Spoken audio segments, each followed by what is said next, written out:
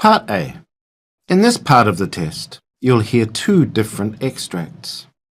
In each extract, a health professional is talking to a patient. For questions 1 to 24, complete the notes with information you hear. Now turn over and look at the notes for extract 1.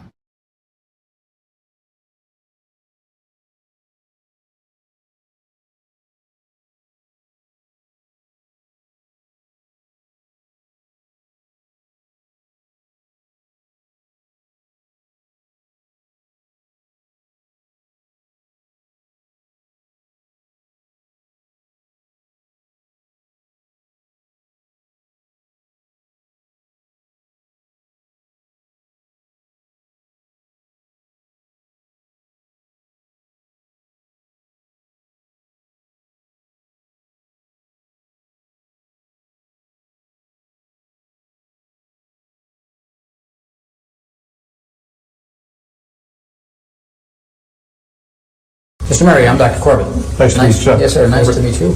Yeah, first time we've met. Yes. Yeah. Yes. So I understand you made an appointment for an examination. Yes, correct. And we're going to a complete physical examination, I understand. Yes. And I'm going to ask you about why you came into that. But will you mind if I take a few notes just in case? No, that'd be fine. In case you got lots to tell me. Yeah. Don't want to miss too much. That'll be fine.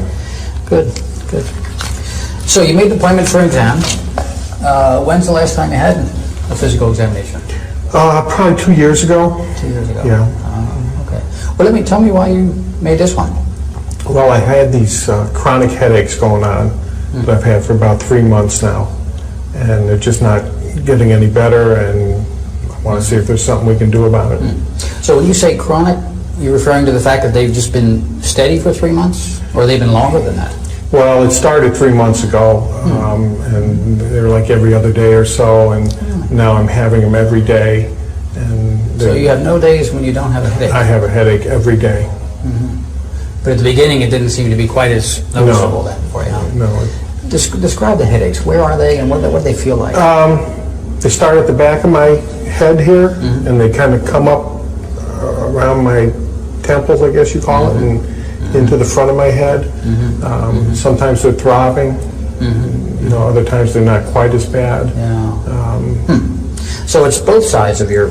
Yes. It starts in the back and comes up the front. Correct.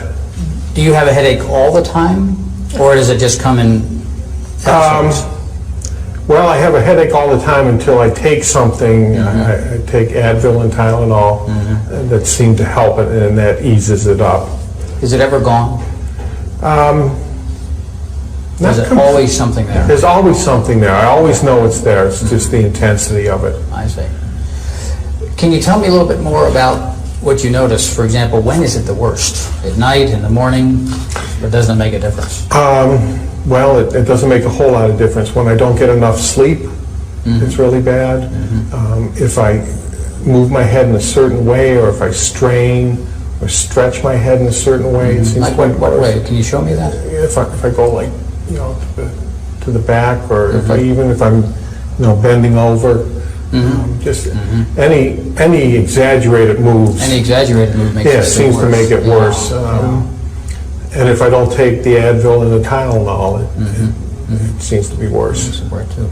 I see. So this 3 months ago it started. It's both sides. It's in the back, and you can make it worse if you either extend or lean forward for too long. Yes. Just I call them exaggerated head movements. Yeah. What happens when you're lying down? Does that ease it or make it worse? I think that eases it some. It does. Especially if I can get some sleep. I see. It seems to ease it up some. So the act of lying down and sleeping doesn't make it worse? No, I would Makes say. it better, maybe? Yes. I see. Does it change based on if you're eating, for example? No. Does eating make it worse or better? No, eating doesn't seem to So having a full stomach exacerbate it. doesn't seem No. to bother it at all here, huh? How about if you're concentrating, is when you're driving or reading? No, it doesn't make it worse, except when it's really bad, I have a hard time focusing. Okay, yeah, that's helpful. Yeah. Does it ever seem to be more one side than the other? No, it always seems to come up and be just, it kind of like meets in the middle. Meets in the middle, huh? Starts in the back, goes around, meets in the middle. Like a tight band. Yep, yep, yep. And the part that's always there is what? In the back or all over? I would say in the back. In the back Yeah. there too. It always starts in the back. I got rear-ended in a car accident, and I can remember my neck got jerked, and I had a sore neck for a couple days, and then the headache started shortly after that. So that accident started this thing off. That's when it all So started. you had no headache before this? No, I had That's helpful. no previous headaches. So somebody, tell me about that. How fast were you, were they going? Well, it wasn't very fast. It was in a parking lot, and I was backing out, and somebody else was backing out the other way, and we met. And I just remember that jerk of my head Gotcha. and having a stiff, sore neck. So both cars couldn't have been going more than start up. Yeah. Okay. 5 miles an hour or something like that. Did you strike your head when that happened? No. That you recall? Not that I recall. Yeah. I just remember it kind of being, I guess they call it whiplash. Did you get out of the car right away? Then I sat there for a few minutes, and then I got out of the Did car. you? It startled me. Did you? Yeah. Then you said the headache started after that. How long after the actual accident did the headache start? 3 or 4 days after. So it wasn't right away. There was a Wasn't little bit right of a away, warm-up. yeah. There was a kind of an interval in there where you felt Yes. fine. I see. Did you think that you had hurt yourself? I didn't think I really had hurt myself. I didn't, I felt startled and, just kind of shaken, but I didn't feel like I was really injured. But didn't. Okay. I didn't go to the hospital or anything like that. Yeah. Have you? And you said you take some things for it. What actually helps it? What do you? Tylenol and Advil. I take, I guess How much do you take? I take a lot. I take 16 Advils, 4 tabs, 4 times a day, Wow. and I take, Self-prescribed?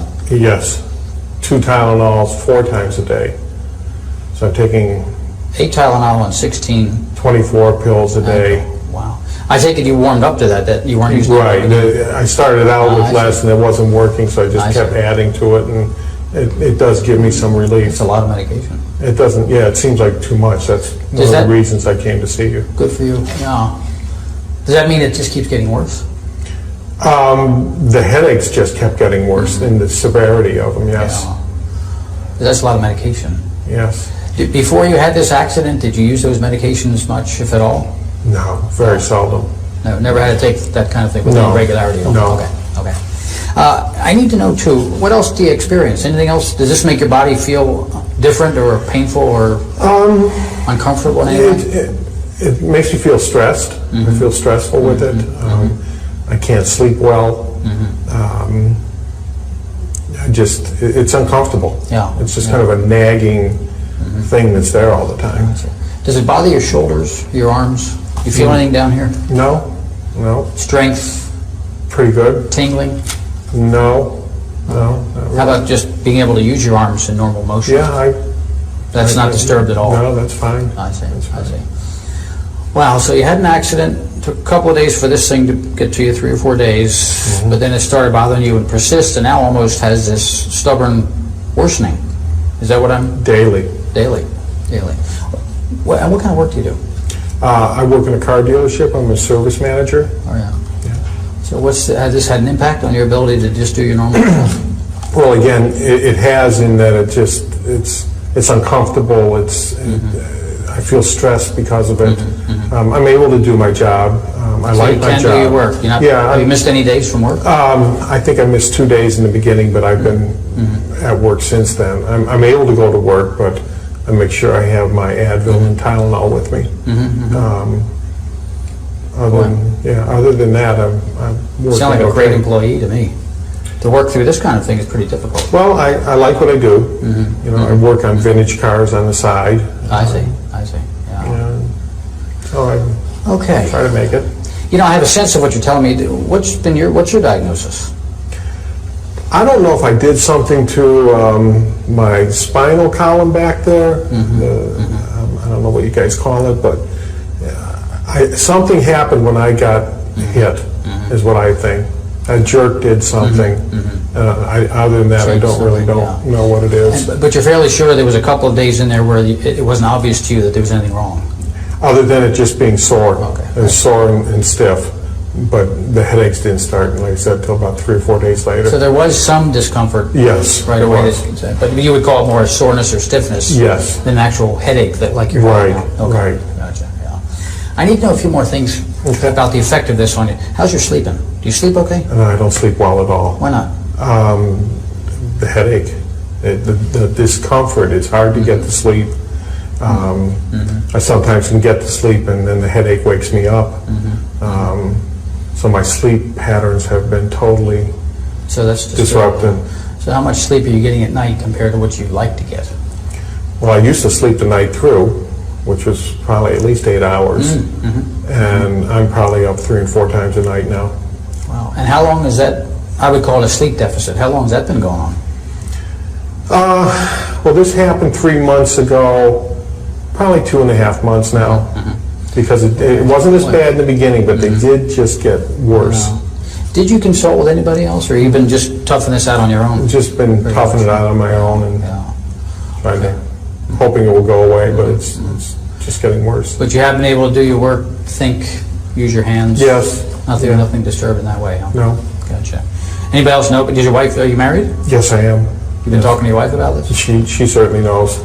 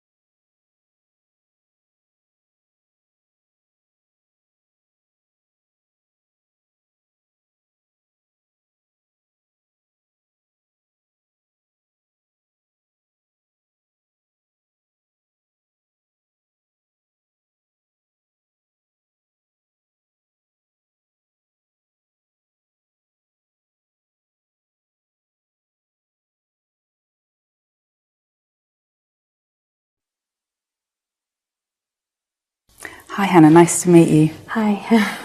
So I understand that you were referred to me by your GP because you've been experiencing some anxiety difficulties. Yeah. I guess it kind of started like 5-6 years ago. Okay.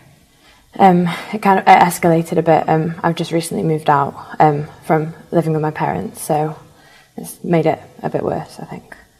Okay, is this the first time that you've left home? Yeah,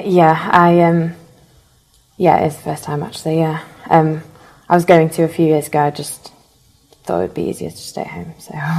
Okay, so it's been quite a big step and a big change, and it sounds like that was what led you to go to your GP. Yeah. So how has that changed things for you? Don't know, it's kind of, I haven't really told anyone, so, I mean, it's made it like better in the sense that I feel hopefully this is it, like it'll help, but I don't know, I don't like thinking that I've had to do this. I never thought I'd be the kind of person who'd have to actually go and get help, if that makes sense. Okay, so how do you feel about being here today? A bit scared, I don't know, hopefully it will help. Okay, so you've been feeling a little bit anxious about today? Yeah. Okay, so I guess just going back to why you went to the GP and how you've ended up kind of coming here today. So it sounds like you've been experiencing anxiety for quite a few years, but just recently you moved out of home for the first time, and that was what kind of led you to go to the GP. So how did that change things? How were things after you moved out? I thought that they'd be better, but because I thought I'd have to kind of be independent, but it's actually a lot worse. I'm just kind of staying in the house a lot. I don't really have any friends or anything. I mean, my family come and visit a bit, but it's not, I don't know, it's kind of scary because I've just been kind of literally just in the flat by myself, which I always thought I'd like, but I don't actually like it. Okay. So what are the kind of difficulties that you have been experiencing? I mean, I'm a photographer, so I kind of, it's been stopping me a bit, my anxiety, from being able to get work, and because every time, you know, there's an opportunity that is kind of involving me having to interact with people, I just tend to just turn it down. So I was kind of making things hard in that respect, and just kind of friends-wise and everything, I just feel like I'm just kind of increasingly more alone. So it's kind of stopping me from making friends and, you know, like relationships and stuff.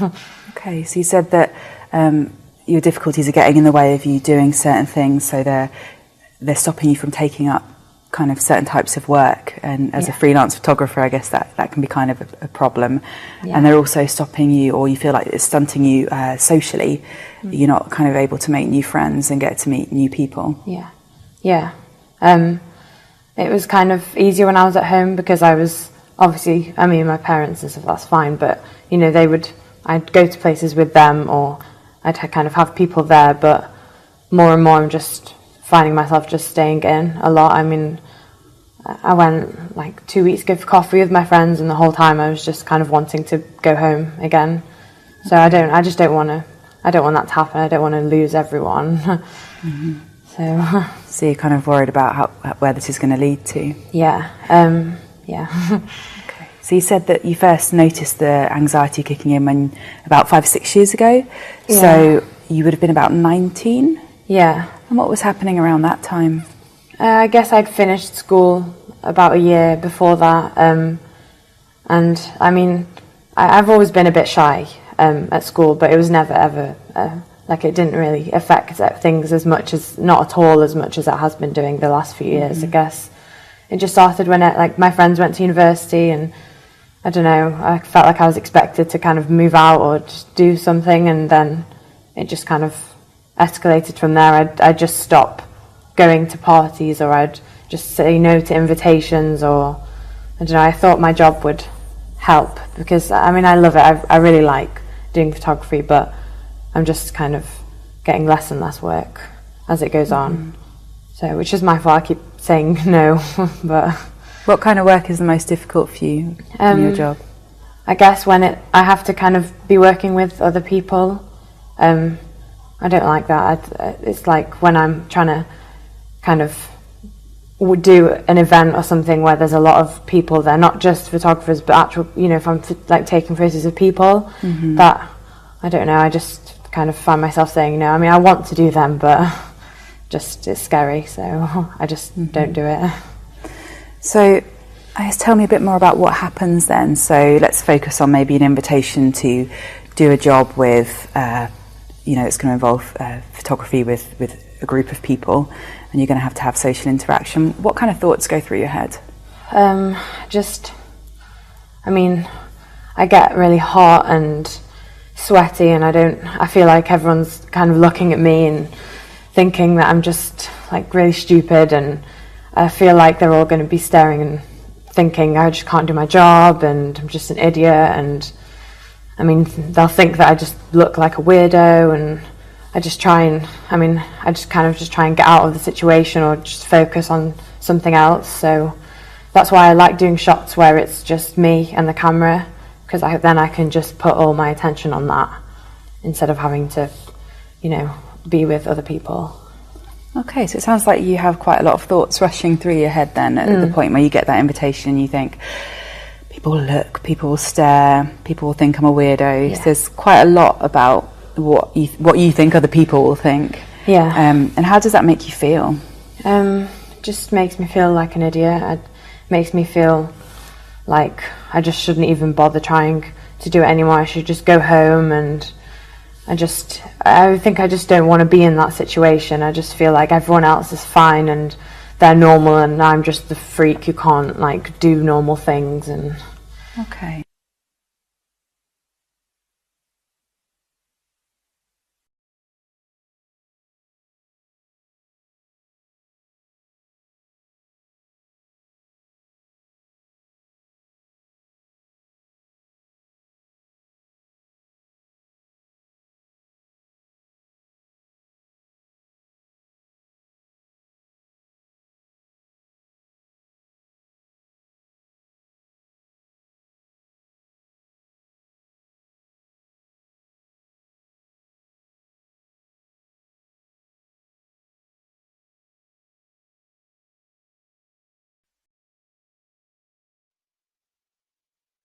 Part B.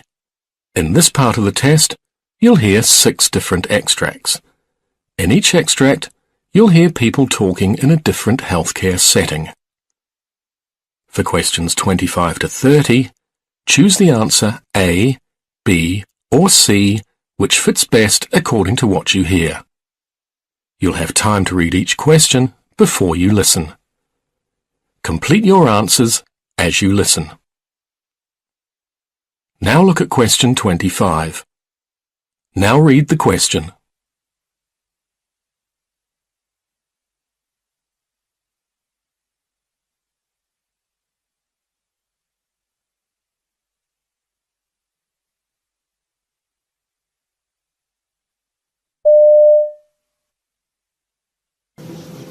Okay, your order sheet is in your chart. It's under the tab that's labeled Physician's Orders. You're going to check these orders against your paper MAR. There's 2 pages to your paper MAR, your routine medicines and your PRN medicines. So first check your patient's name, Sally Gunter, Sally Gunter. Okay, then check for the date of birth, 5/8/41, 5/8/41. The next thing you want to look at is allergies. Sally is allergic to penicillin. Your allergy is penicillin. And you want to go down and you want to verify every medicine that they have. So on the orders, it's potassium chloride, 40 milliequivalents, PO 3 times a day. Potassium chloride oral liquid, 40 milliequivalents, PO 3 times a day. K-Flex, 250 milligrams, PO every 6 hours. K-Flex, 250 milligrams, PO every 6 hours. Norvasc, 5 milligrams, PO twice a day. Norvasc, 5 milligrams, PO twice a day. Prilosec, 20 milligrams, PO daily. Prilosec, 20 milligrams, PO daily. When you're looking at your physician's order, make sure it has a date, a time, and a physician's signature. Sally Gunter also has a PRN order of Clonidine, 0.1 milligram tablet every 6 hours, PRN for diastolic blood pressure greater than 90. Clonidine, 0.1 milligram tablet, PO every 6 hours, PRN for diastolic blood pressure greater than 90. Now all your routine meds and your PRN meds are checked against your physician's order sheet. The next thing you want to do is to look here. Number 1 is compare your order sheet to your MAR and then your initial once verified. So you would sign your initials that you verified these medicines. Question 26. Now read the question.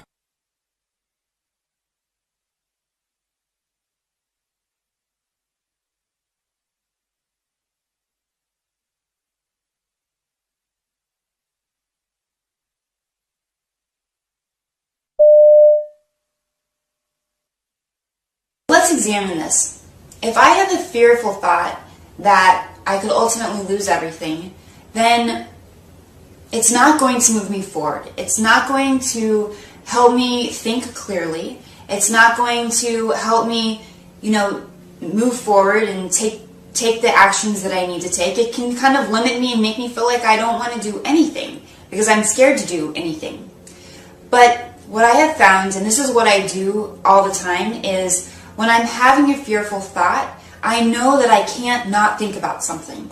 Because the more you try to not think about something, the more you're just going to think about it. So you have to replace that thought. And what I replace that thought with is, how can I use this fearful thought or use this fearful event to make me a better person, a better nurse, and to learn from this experience? I'm happy to share this with you so that you can, hopefully learn from my mistakes.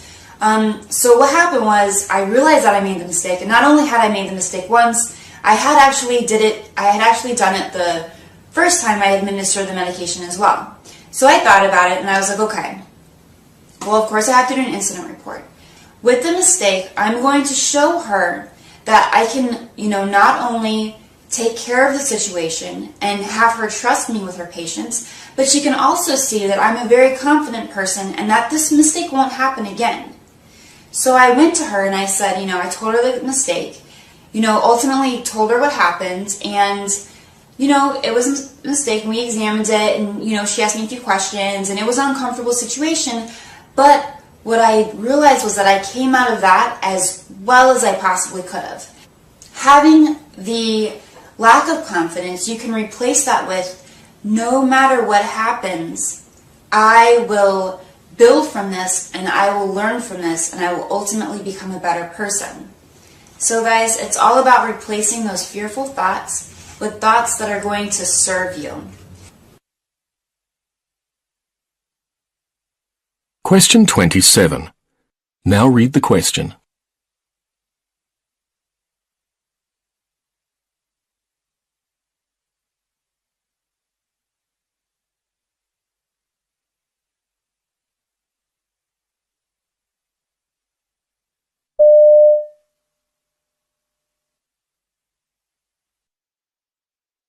I was actually talking about culture-bound phenomena, and I had a professor of psychology say to me that there's no evidence that culture-bound or cultural illness exists. And I actually said to him, my response to him was that you're absolutely correct. And people were quite surprised when I said you're absolutely correct in the world in which you live. So you actually can't necessarily blame someone if they've never actually been exposed to it before. So the important point is that if you actually don't have it in a framework that most people, and what I'm talking about is mainstream, can relate to, in that it's actually researched and it's written up in a scientific journal, then they're actually forced to relate to it, or at least open their mindset up to a different reality.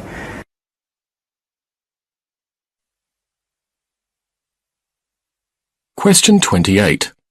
Now read the question.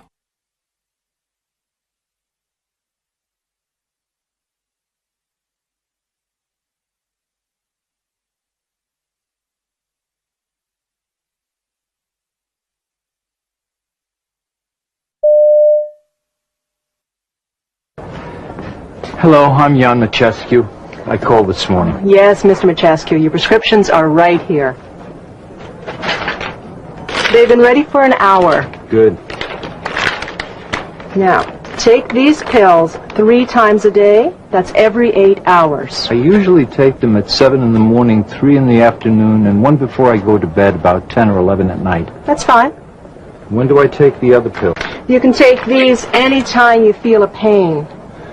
Well, it's almost lunchtime. Is it okay if I take one before lunch? It's better if you wait until after lunch, after you've eaten. Well, why is that? The pills may upset your stomach if it's empty. Oh, okay. I'll wait till after lunch. I'll take one about 1 o'clock this afternoon. Well, thanks very much for your help. You're welcome. Question 29. Now read the question.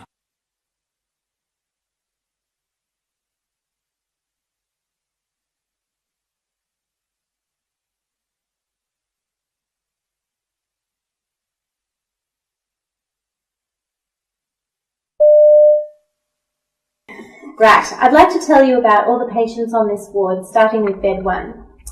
John Smith is a 45-year-old male who had a motorbike accident on his way home from work. He was admitted to the ED at 2300 hours on the 1st of August with a frontal lobe contusion. Sorry, I don't know that word contusion. Could you please explain? Sure, in this case it means a concussion. Thank you.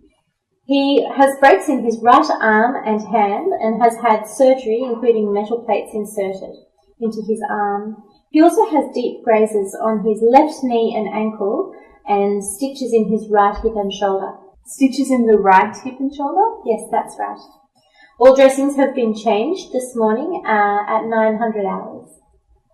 He's on a self-administered morphine drip and he's also on an antibiotic drip. He has had injections to prevent blood clotting and his pain is quite manageable with the medication he's on.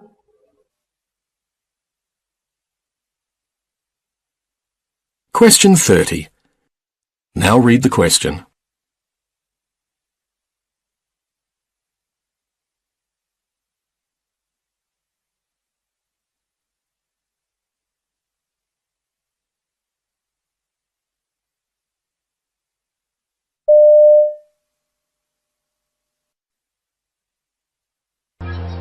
I worked with this man called Graham. That wasn't his real name. He started to hear voices. He had strong paranoid beliefs that people were talking about him. He had to come into hospital, and the main way of actually helping overcome that loneliness and isolation as a result of his experiences was to really enter his world, to develop a shared model, a shared understanding of how these experiences shaped his beliefs and how that made him feel both emotionally and how he reacted behaviourally by avoiding a whole range of situations. It makes me feel really good actually, and it gives me a tremendous source of satisfaction that actually by relating to somebody, by understanding somebody, that you can actually empower them and help them recover. Without the benefits of professional help, Graham would still be stuck at home, he would still be experiencing rather distressing voices.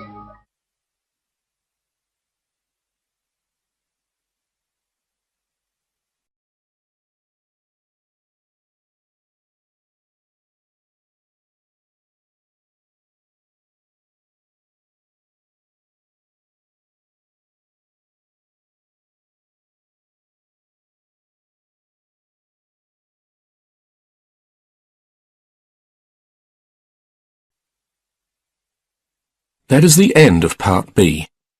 Now look at Part C.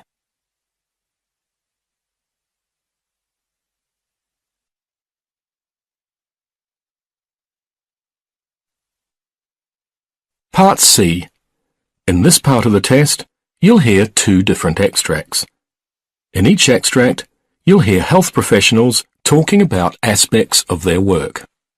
For questions 31 to 42, choose the answer A, B, or C, which fits best according to what you hear.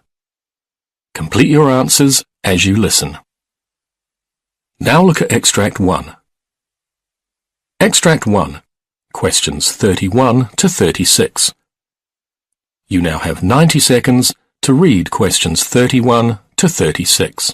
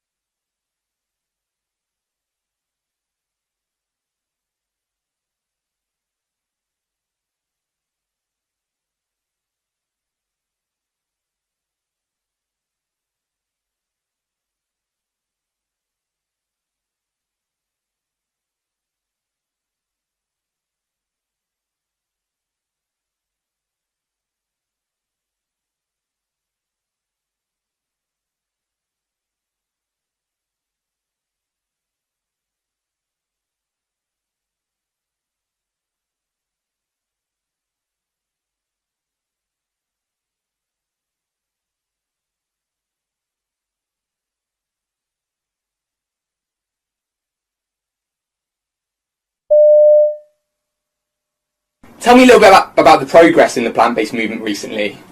There's been tremendous progress, particularly in the health field. At least that's certainly my perspective.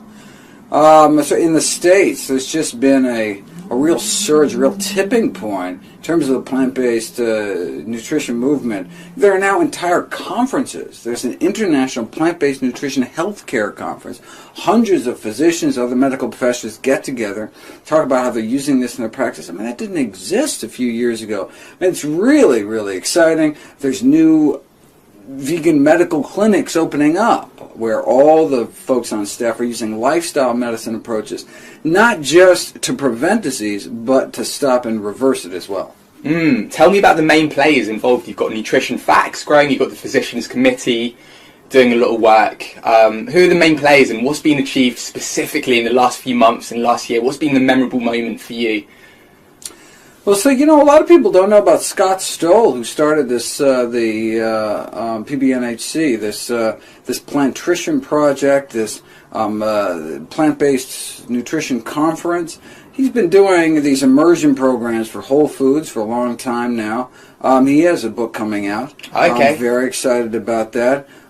He's just had transformative experiences. He's just a physician in practice. There's people all over who've been doing this in their own little, hometowns. But it's just great to get so many people together, start networking. So there's wonderful resources out now, documentaries.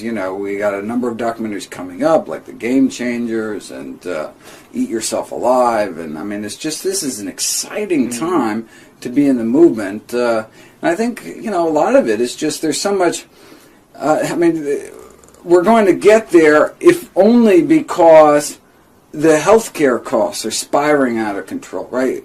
Climate change. We're just going to be forced to have to take these, safe, simple, side effect-free solutions, cheaper, safer, more effective than conventional medical approaches, because we're talking about the leading killers, right? The leading cause of death. The good news is that the vast majority of premature death and disability is preventable with a plant-based diet and other healthy lifestyle behaviors. We have the power, we have tremendous power over our medical destiny and longevity. You talk passionately about the benefits of plant-based diet, particularly reversing heart disease. My old boss, he was a professor of epidemiology called Professor Tim Spector. He said he met Dr. Dean Ornish.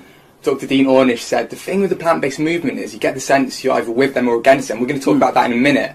But also what he said was there aren't any large randomised control trials. He said, Dr. Dean Ornish, show me the large randomised... Why aren't there any? If we've known about this since Pritikin's day, where's the data, the large randomised control trials? Well, look, Ornish published his first RCT, randomised control trial, July 1990, in The Lancet, the most prestigious medical journal in the world. There it was, black and white, proving with quantitative angiography that we can reverse heart disease, open up arteries without drugs, without surgery, just a healthy plant-based diet and other lifestyle changes. There it was.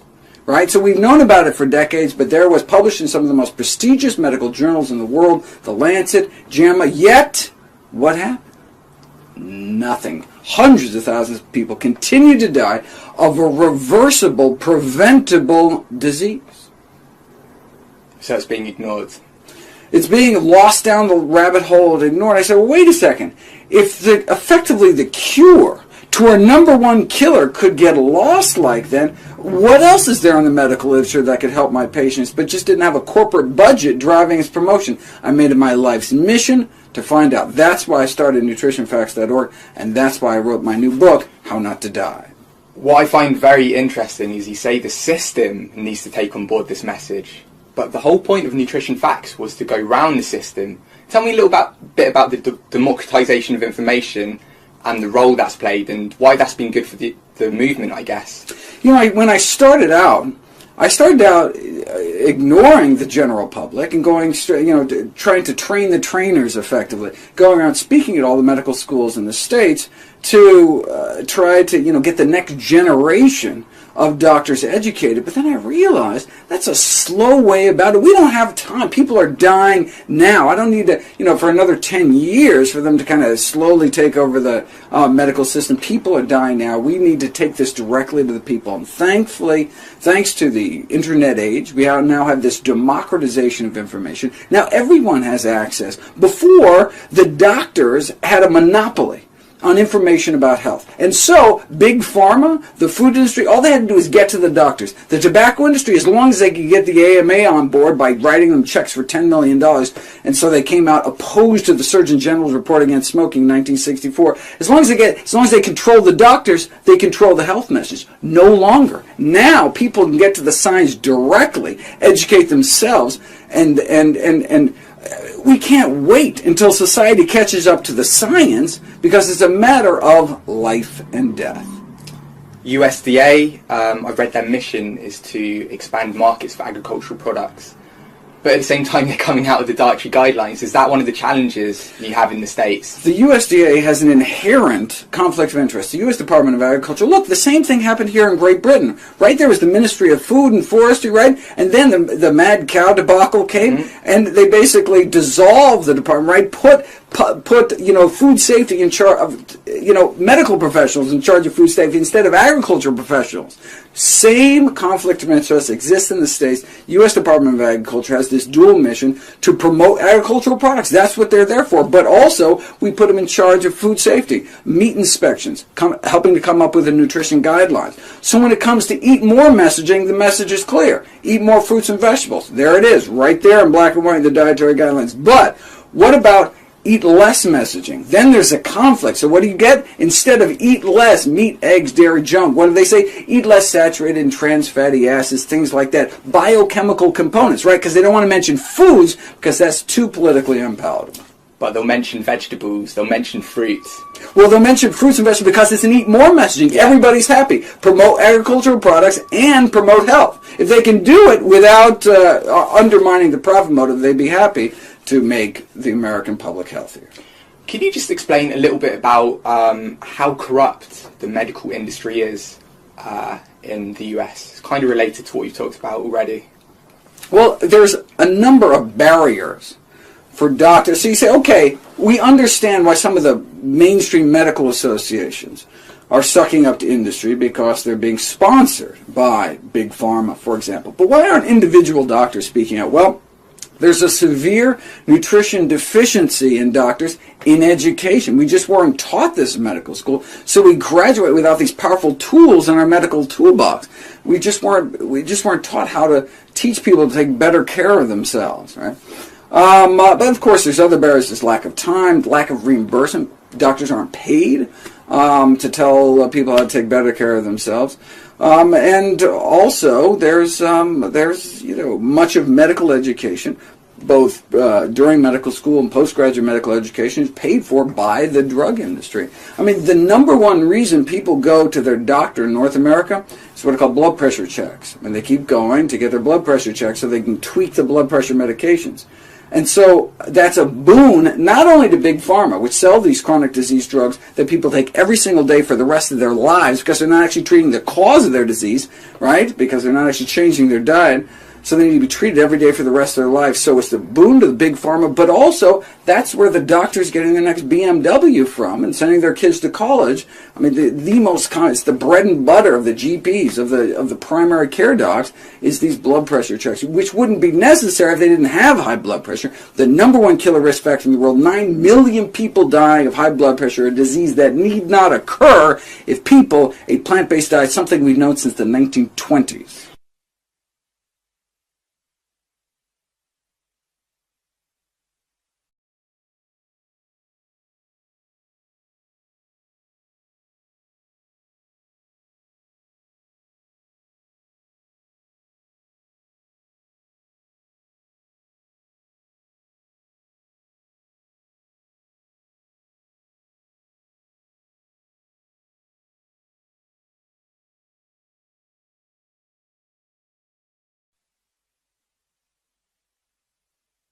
Now look at Extract 2.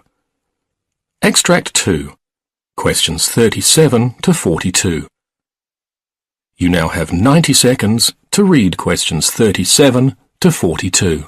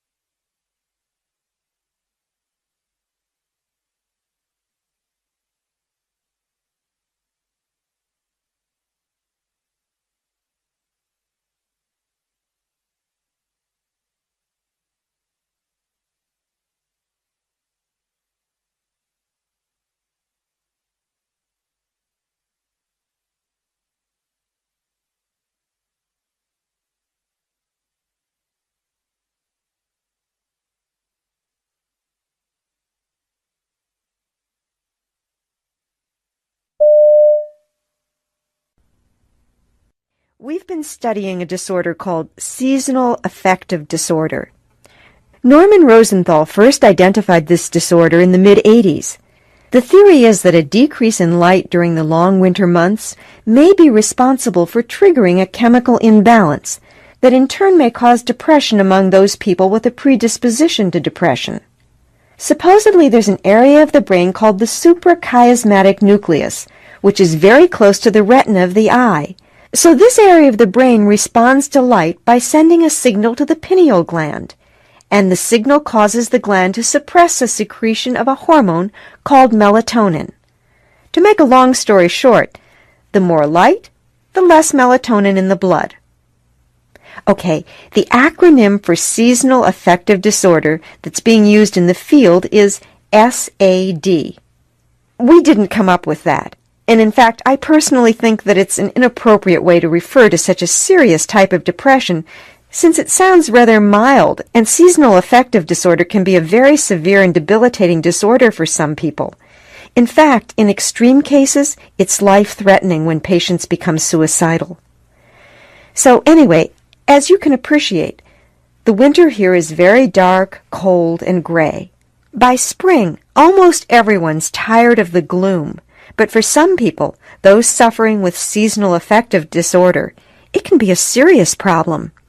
People with seasonal affective disorder experience deep and prolonged depression throughout the winter months, with what looks like a spontaneous alleviation of the condition when spring arrives.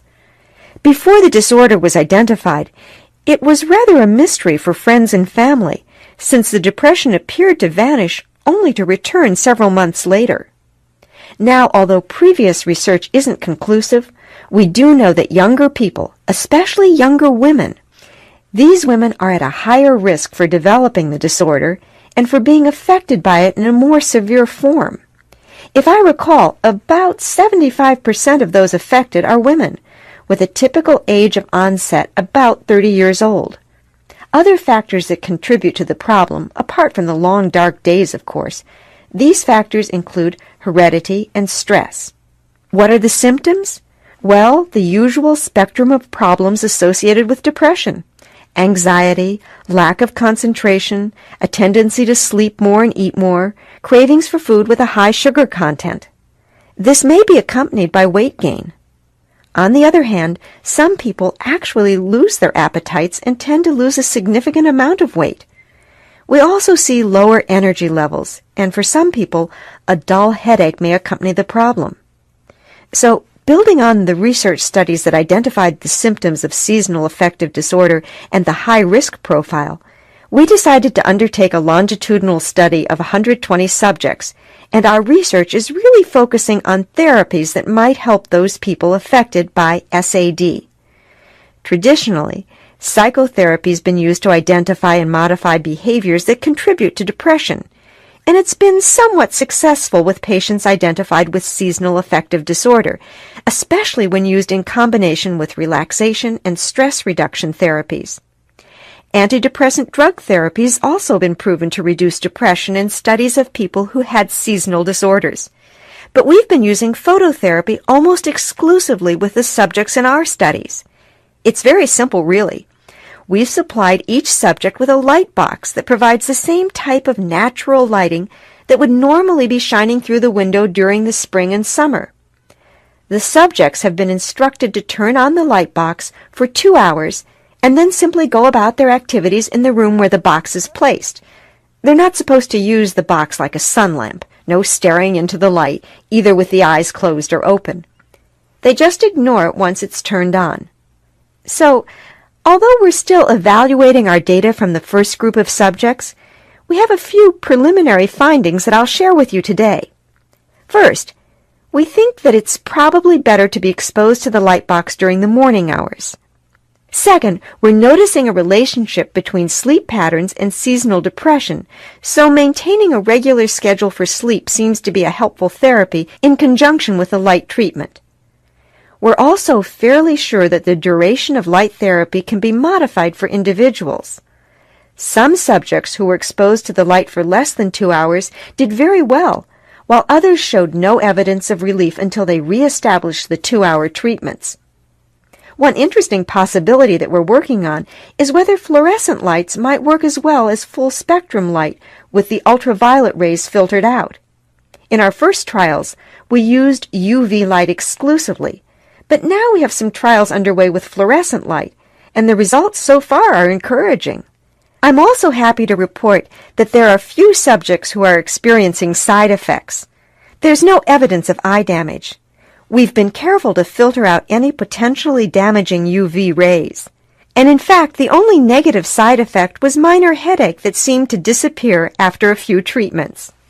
So, next semester, we plan to begin the second stage of our studies, and we'll be comparing the degree of depression on the part of subjects undergoing light treatments with control groups who'll receive either drug treatments or psychotherapy. What we really want to know is whether light treatments alone are as effective as the other options for therapy.